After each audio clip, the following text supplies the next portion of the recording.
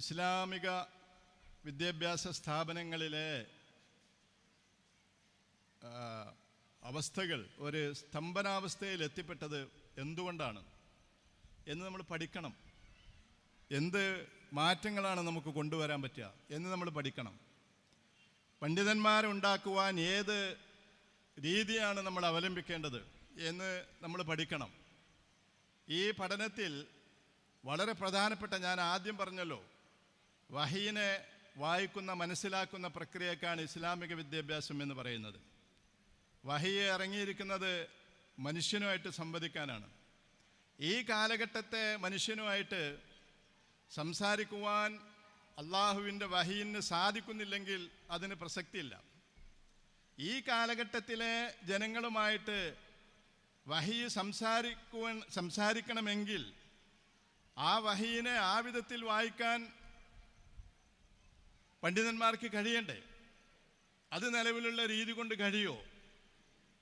പല ആളുകളും ഇപ്പോൾ കുറച്ചു മുമ്പ് ഈ കാലത്ത് ജീവിച്ചിരിക്കുന്ന വലിയ പണ്ഡിതനായ ഷെയ്ഖ് അഹമ്മദ് റൈസൂനി വളരെ രൂക്ഷമായിട്ട് അദ്ദേഹം പഴയ നൂറ്റാണ്ടുകളിൽ 8, 9, 10 നൂറ്റാണ്ടുകളിൽ ഹിജ്രി നൂറ്റാണ്ടുകളിൽ പറഞ്ഞിട്ടുള്ള കാര്യങ്ങൾ, അഭിപ്രായങ്ങൾ, അതൊക്കെ നൂറ്റാണ്ടുകൾക്ക് ശേഷം അതേപോലെ പഠിപ്പിക്കരുത് എന്ന് വളരെ ശക്തമായിട്ട് ആ പുസ്തകങ്ങൾ മാറ്റിവെക്കണം എന്ന് അദ്ദേഹം പറയുകയുണ്ടായി.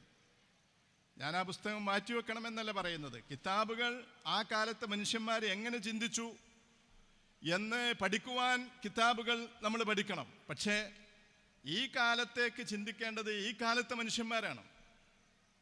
അത് പലപ്പോഴും നമ്മുടെ ഇസ്ലാമിക വിദ്യാഭ്യാസത്തിൽ, പാശ്ചാത്യ വിദ്യാഭ്യാസം, ഭൗതിക വിദ്യാഭ്യാസം മനുഷ്യരെ ചിന്തിപ്പിക്കുമ്പോൾ നമ്മളുടെ വിദ്യാഭ്യാസം ഒരു തെൽക്കീൻ, നമ്മൾ ഖബറിൻ്റെ അടുത്ത് ഇരുന്ന് മയ്യത്തിന് ചൊല്ലിക്കെടുക്കലുണ്ടല്ലോ, മൻ റബ്ബുക്ക എന്ന് ചോദിച്ചാൽ റബ്ബി അല്ലാ, എൻ്റെ റബ്ബ് അല്ലാണെന്ന് പറയണം. ഇതിന് നമ്മൾ തെൽക്കീൻ എന്നാണ് പറയുക.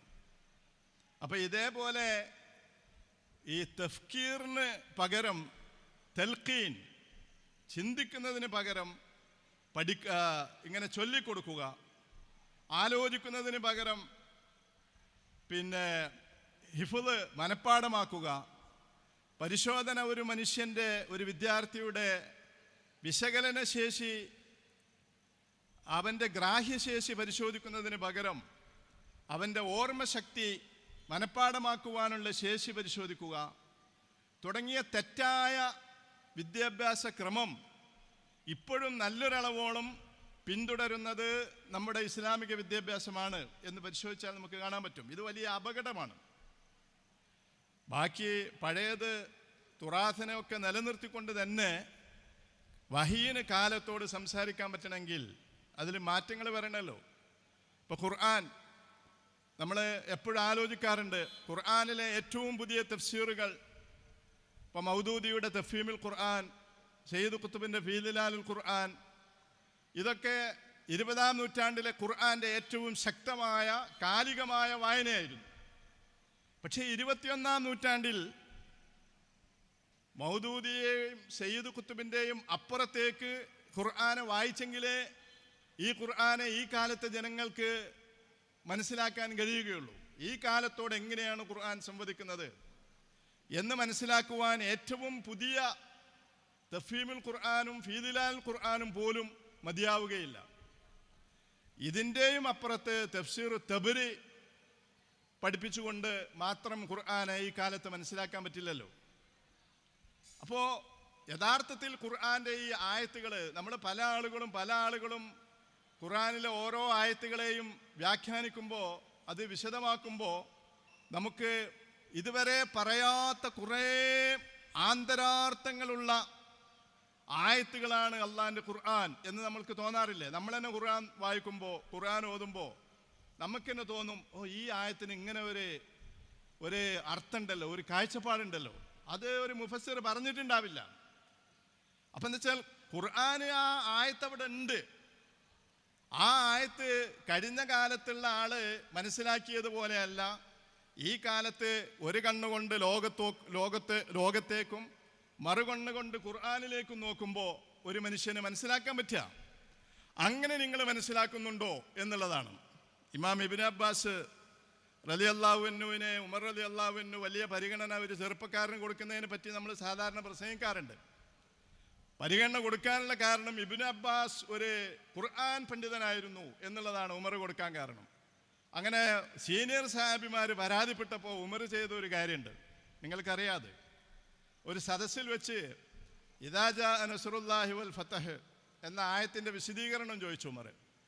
അപ്പോൾ വലിയ സീനിയർ സഹാബിമാർ വലിയ പണ്ഡിതന്മാരൊക്കെ പറഞ്ഞു, ഓ അള്ളാഹിൻ്റെ സഹായം വന്നാൽ നിങ്ങൾ ഫസബ്ബിഹ് ബിഹംദി റബ്ബിക, അള്ളാഹിനെ തസ്ബീഹ് ചൊല്ലണം, ഇതാണ്.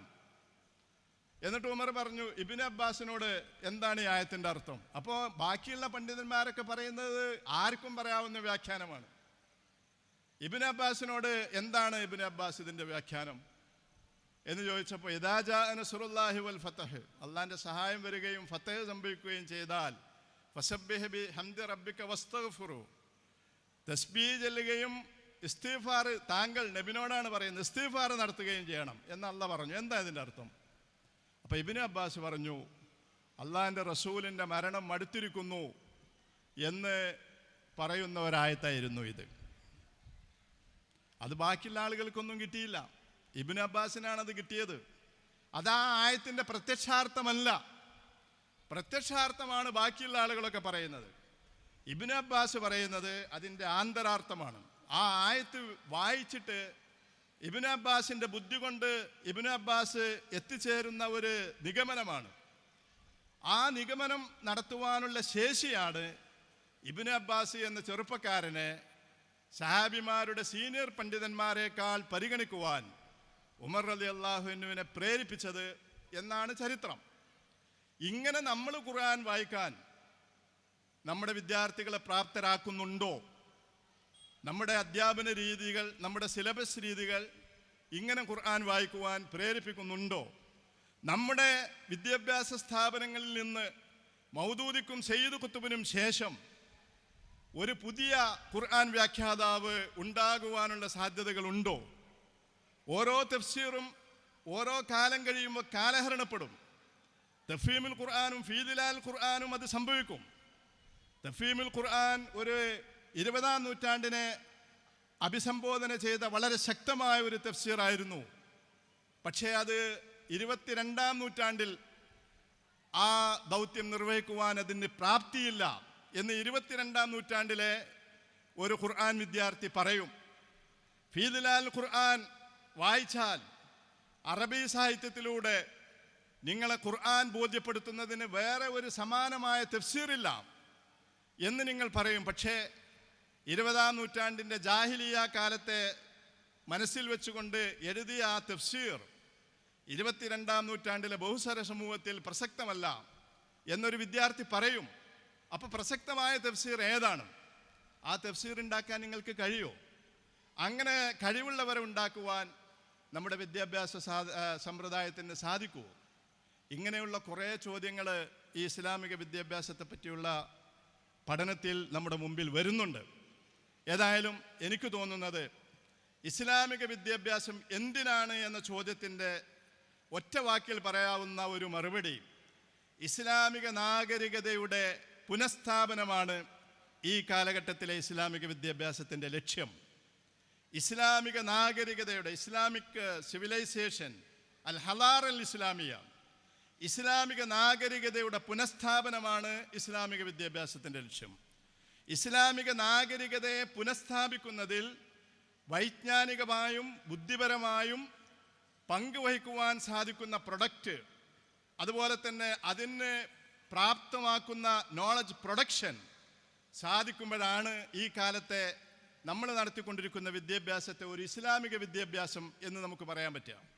ആ വിദ്യാഭ്യാസ രീതിയിൽ ഖുർആനും ഹദീസും അതിന് വേണ്ടിയിട്ട് പണ്ഡിതന്മാരുണ്ടാക്കിയിട്ടുള്ള ഉലൂമുൽ ഖുർആനും ഉലൂമുൽ ഹദീസും ഫിഖുവും ഉസൂലുൽ ഫിഖുവും, അതിന് മറുവശമായിട്ട് സോഷ്യോളജിയും അതുപോലെ തന്നെ സയൻസും ടെക്നോളജിയും, അങ്ങനെ എല്ലാവരും ഒരേ അവസരത്തിൽ ഇമാം ഗസാലിയും ഇബ്നു റുഷ്ദും ഇബ്നു തൈമിയയും ഫാറാബിയും ഇബ്നു ഹൈസമും അതുപോലെ തന്നെ ഉള്ള പണ്ഡിതന്മാരും എല്ലാവരും കൂടിച്ചേർന്നിട്ട് ഇസ്ലാമിക നാഗരികതയുടെ പുനഃസ്ഥാപനം എന്ന് പറയുന്ന ഒരു ലക്ഷ്യത്തിന് വേണ്ടിയാണ് ഇസ്ലാമിക വിദ്യാഭ്യാസം പ്രവർത്തിക്കുന്നത് എന്ന് കാണുമ്പോഴാണ് നമ്മുടെ ആലിയ കോളേജും നമ്മുടെ ഇംഗ്ലീഷ് മീഡിയം സ്കൂളും നമ്മുടെ ഇസ്ലാമിക വിദ്യാഭ്യാസ സ്ഥാപനവും നമ്മുടെ ആർട്സ് ആൻഡ് സയൻസ് കോളേജും ഒക്കെ ഈ ഇസ്ലാമിക നാഗരികതയുടെ പുനഃസ്ഥാപനത്തിൽ പങ്കുവയ്ക്കുന്ന സ്ഥാപനങ്ങളാണ് എന്ന് നമുക്ക് സമാധാനിക്കുവാൻ കഴിയുക. ആ വിധത്തിലുള്ള ഒരു പുനർജന്മം ഇസ്ലാമിക വിദ്യാഭ്യാസത്തിന് നൽകുവാൻ കുറേയധികം ചർച്ചകൾ നടക്കേണ്ടതുണ്ട് എന്ന് പറഞ്ഞുകൊണ്ട് ഞാൻ അവസാനിപ്പിക്കുന്നു. അല്ലാഹു അനുഗ്രഹിക്കുമാറാവട്ടെ. വാഹിർ ദഅവാന അനിൽ ഹംദുലില്ലാഹി റബ്ബിൽ ആലമീൻ.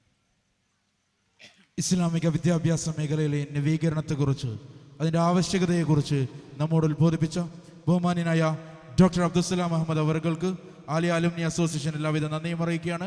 അദ്ദേഹത്തിന് ആലിയ അലുമിനി അസോസിയേഷൻ നൽകുന്ന ഉപഹാരം നൽകുന്നതിന് വേണ്ടി അലുമിനി അസോസിയേഷൻ എക്സിക്യൂട്ടീവ് കമ്മിറ്റി മെമ്പറും ആലിയ മാനേജിംഗ് കമ്മിറ്റി മെമ്പറുമായ ബഹുമാനപ്പെട്ട എൻ അബ്ദുൽ ലത്തീഫ് അവർകളെ